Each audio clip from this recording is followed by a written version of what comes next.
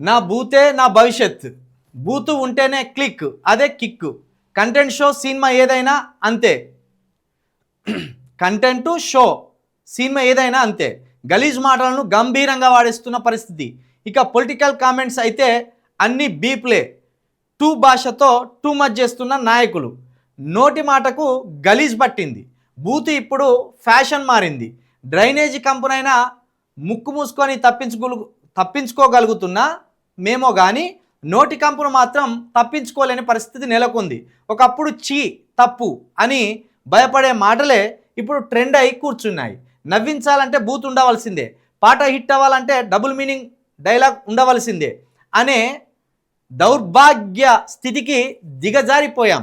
పసిపిల్లల నుంచి పెద్దల దాకా, రీల్స్ నుంచి రియాలిటీ షోల దాకా ఎక్కడ చూసినా బూతు బాజాప్తా రాజ్యం వెళ్తుంది.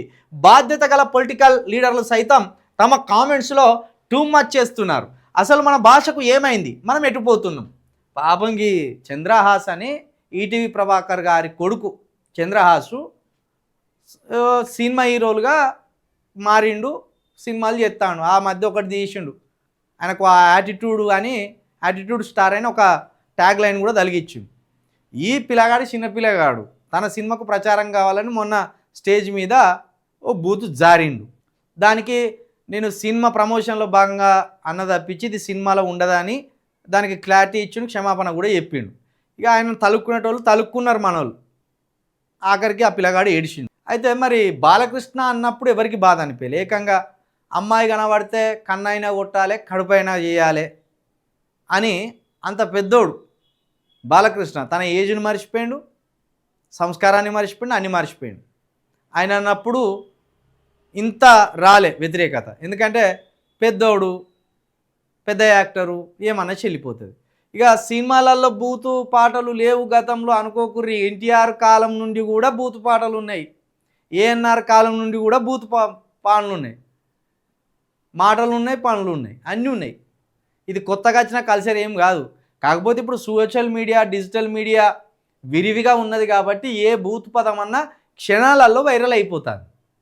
అంతేగాని ఎన్టీఆర్ కాలంలో ఆరుద్ర రాసిన పాటల్లో కావచ్చు, వేటూరు రాసిన పాటల్లో కావచ్చు అసలు బూతులే లేవు అనుకుంటే పొరపాటు. లక్షల బూతులు ఉన్నాయి. తెలుగు సినిమా పాటలు అంటేనే డబుల్ మీనింగ్ పాటలు.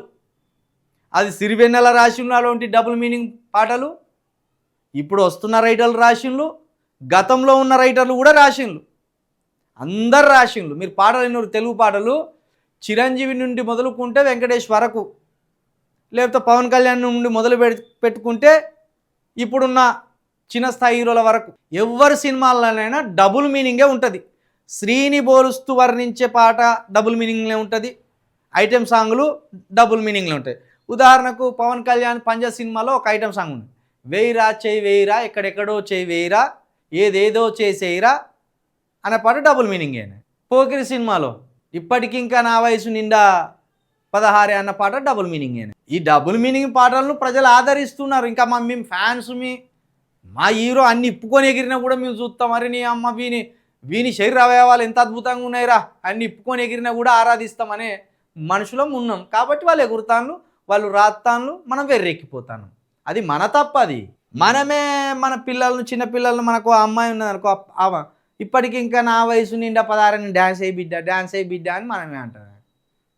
మళ్ళీ వాళ్ళను తప్పని రాసుకత్తే ఎట్లా? మనం ఫాలో అవుతున్నాం కదా వాళ్ళను. ఇప్పుడు ఆ పిల్లగాన్ని ఒక్కని సెంటర్ చేసి ఇష్టానుసారంగా ఆయనను ఆట ఆడుకుంటాను.